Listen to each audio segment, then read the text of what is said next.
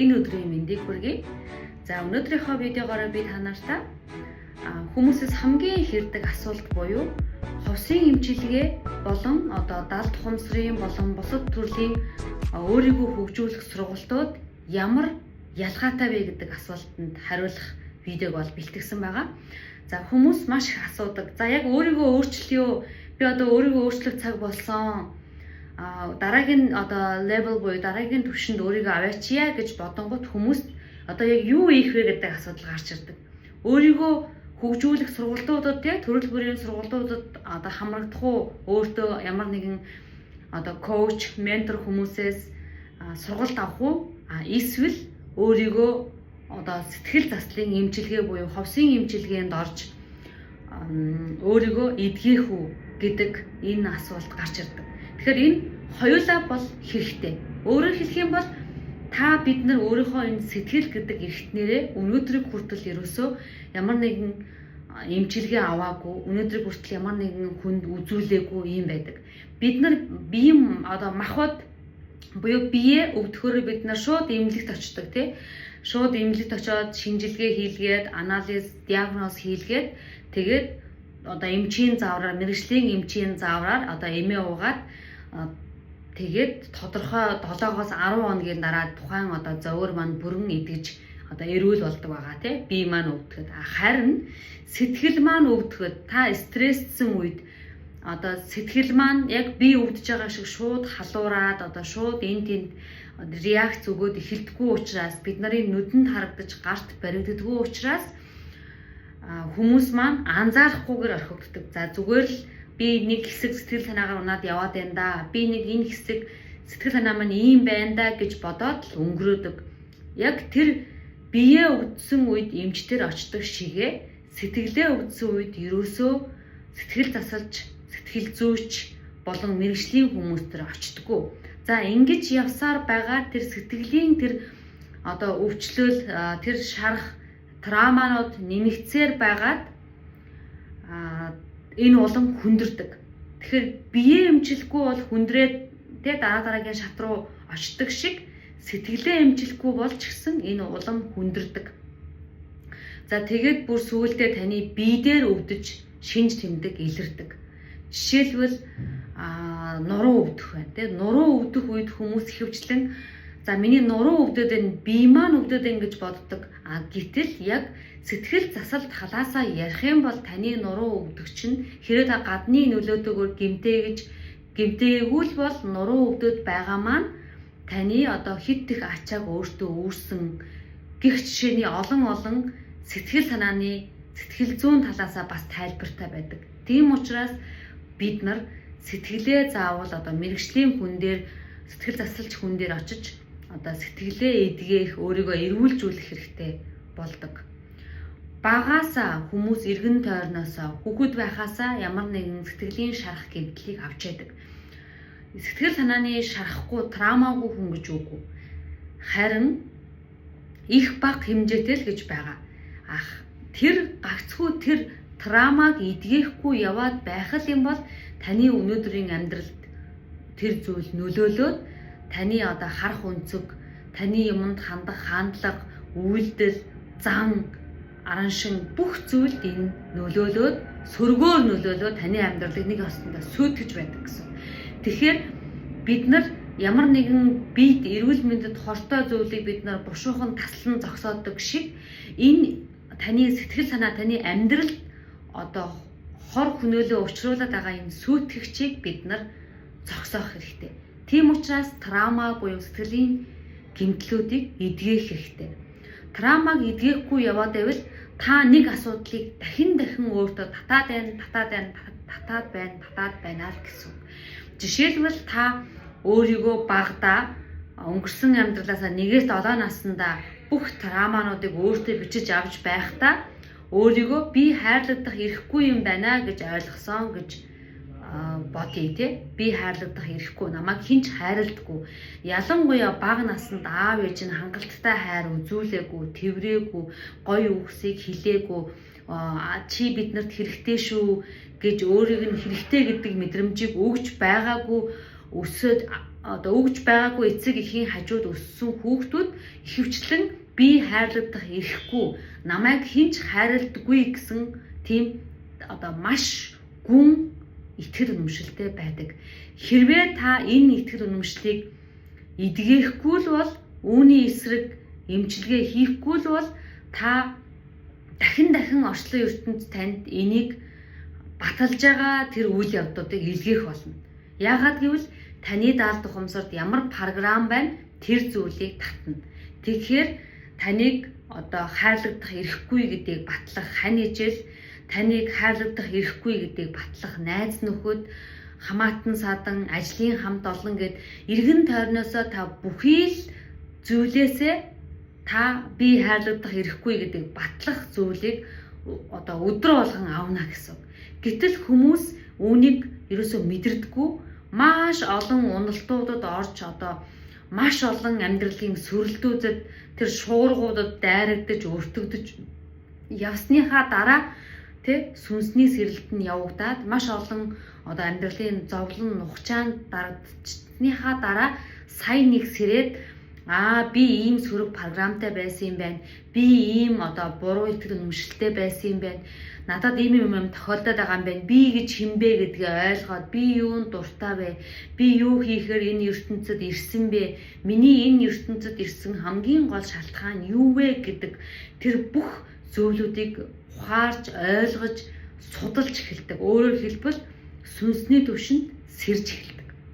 Тэгэхээр энэ бол маш чухал. Энэ өөрчлөлтийн эхний алхам явагдаад эхэлсэн гэсэн. Өөрчлөлт хэрэгтэй гэдгийг мэдэхгүй, энэ сүнсний сэрэлт нь явагдахгүй байсаар байгаад орчлон ертөнцийг дуусгаж байгаа нь харин харамсалтай. Тэгвэл өнөөдөр та магадгүй энэ видеог үзээд сууж байгаа гэдэг нь өөрийгөө яаж хөгжүүлэх вэ? Би яавал одоо илүү их орлоготой болох уу? Би яаж өөрийгөө хөгжүүлэх үү? Би яаж энэ нэг зангаа засах уу? Би яаж энэ нэг муухай дадлаа засах уу? Би яг энэ ийм үед ингэж байна гэдэг энэ зүйлийг та мэдэж ойлгосон бол танд би баяр хүргэмээр та өөрчлөлтийн үе шатанд явж байна. Тэгэхээр өөрчлөлт гэдэг бол нэг шөнийн дотор бий болдог зүйл биш. Яг ижилхнээр амжилт гэдэг бол нэг шөнийн дотор ирдэг зүйл бас биш. Тэгэхээр өөрчлөлт, амжилт хоёр бол үйл явц. Өдөр болгоны жижиг алхмуудын нийлбэр. Тэгэхээр та өдөр болгон өөрчлөгдөхийн төлөө нэг жижигхэн алхам хийнэ гэдэг нь танд том өөрчлөлтийг авчирна.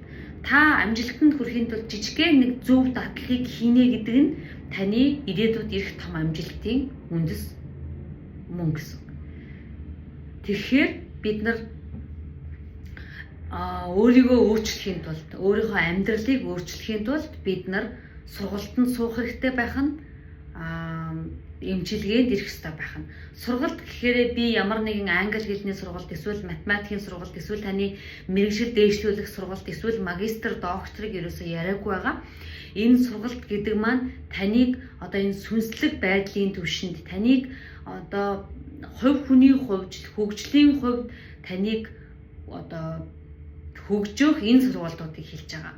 Өөрөөр хэлбэл даалт ухамсарын сургалт, өөрийгөө таньж мэдэх сургалт, өөрийгөө өөрчлөх сургалтууд, шин дадал зуршлыг бий болгох сургалтууд, ямар нэгэн шин чаленжийг эхлүүлж өдөр болгон эерэг үг хэлэх, батламж үгсийг хэлэх энэ одоо сүнсний түвшинг дээшлүүлэх энэ төрлийн сургалтуудыг би энд хэлж байгаа. Тэгэхээр та магадгүй өнөөдөр магистрийн зэрэгтэй, докторийн зэрэгтэй маш олон дипломтой байж болно.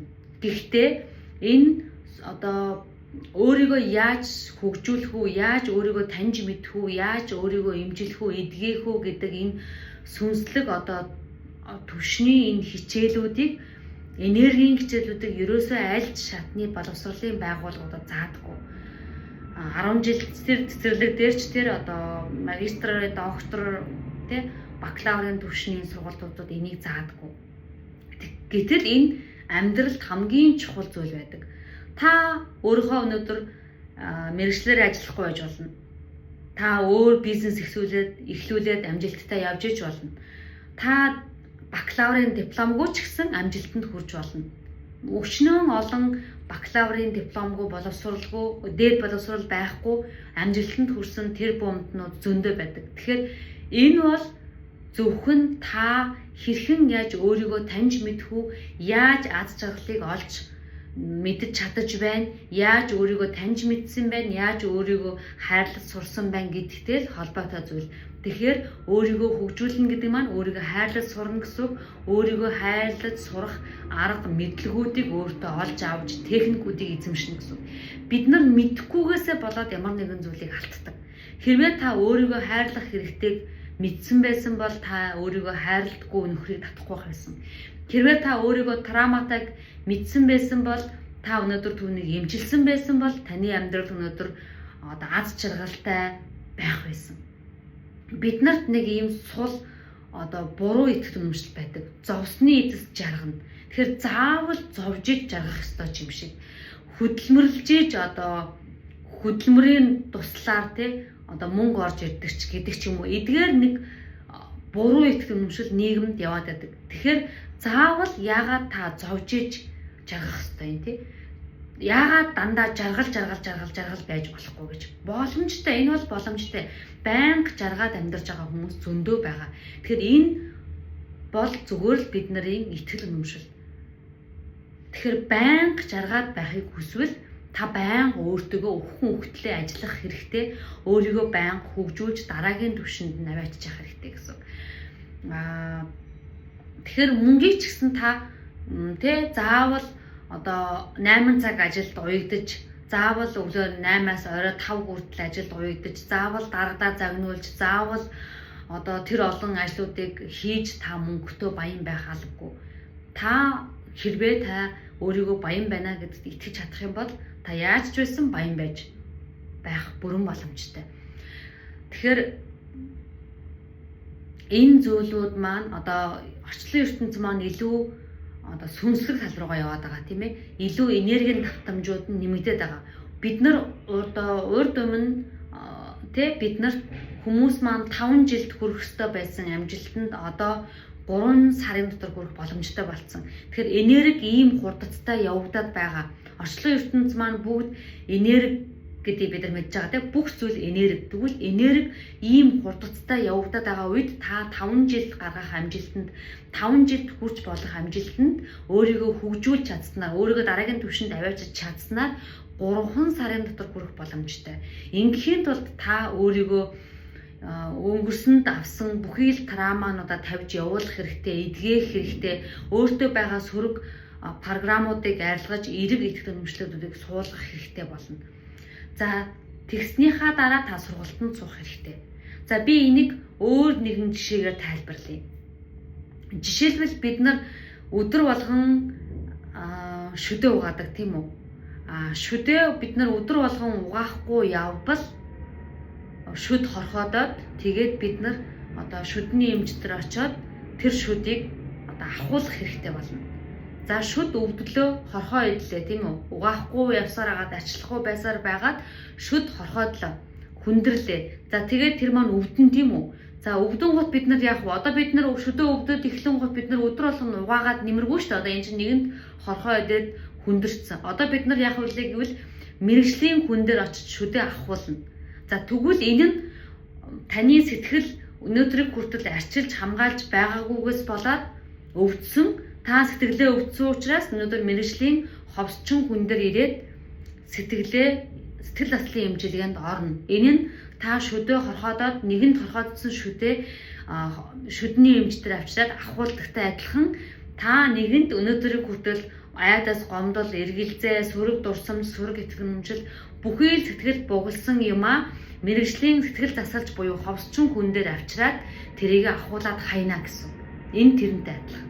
За дараа нь бид нар шүдээ хорхоо идсэн шүдээ ахуулчлаа. Одоо бид нар яах ёстой вэ?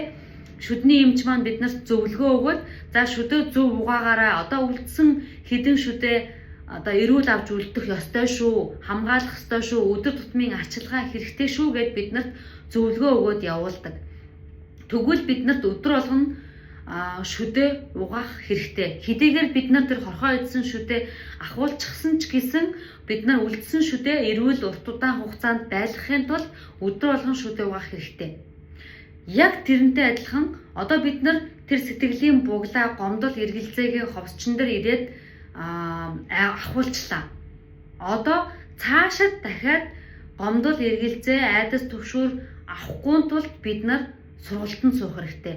Өөрөөр хэлбэл тэр жижигхэн одоо эргэн тойрноос санаандгүйгээр бид нарын нөлөөгөөр ирж байгаа тэр орчлон ертөнцийн юмс үзэгдлүүд дээр бид нар сэтгэлээ хамгаалж сэтгэлийн хаттай байж эсвэл энергиэрээ зөв зүйлийг татаж өөрийнхөө тэр сэтгэлийг өвдгөөхгүй байх, тэр зүйлд өртөхгүй байх талаас нь хамгаалах, сөрөг энерги гадагшлуулж сурах, сөрөг энергинээс ангижирч сурах тэр аргуудыг сурахын тулд биднэрт сургалт хэрэгтэй. Тийм учраас яг тэр саяных шүдэ хамгаалах хэрэгтэй. Шүдэ очоод эмчлүүлснийхаа дахиад үргэлжлүүлээд би одоо шүдэ эмчлүүлсэн юм чи ингээд угаахгүй явахгүй штэ. Бид нар заавал үргэлжлүүлээд зөв одоо өөр тохирсон сойзороо тохирсон шүдний оогоороо шүдэ угаадаг шиг одоо яг өөртөө тохирсон сургалтанд суугаад тэр зүйлүүдийг мэдэж аваад үүнийг өдөр болгон амьдралдаа хэрэгжүүлээд явна. Хэрвээ та өдөр болгон талархал хилдэг байсан бол хэрвээ та өдөр болгон өөрийгөө тэр сөрөг дурсамжуудыг өөрөөсөө холдуулж чаддаг, ямар нэгэн сөрөг зүйл дээр зөв хариу үйлдэл үзүүлж чаддаг байсан бол өнөөдөр танд эдгээр одоо хүнд бэрхшээлүүд ирэхгүй байх байсан. Тийм учраас энэ далд хумсрын сургалтууд, өөрийгөө өөрчлөх сургалтууд ч гэсэн танд хэрэгтэй, ховсын эмчилгээ ч гэсэн танд хэрэгтэй. Ерөнхийдөө ховсын эмчилгээнд ирээд яваад байгаа хүмүүс маань ерөнхийдөө өсөж хөгжиж яваа хүмүүс.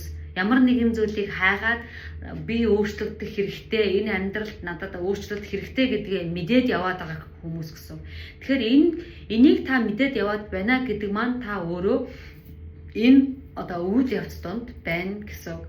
Тийм учраас та нартай би дахиад хэлье. Сэтгэл санаа маань эрүүл, травмаагүй байж бид нар эрүүл харилцааг бий болгоно. Өөрөөр хэлбэл та сэтгэлийн шарахгүй байж та сэтгэлийн шарахгүй хань ижлийг татна.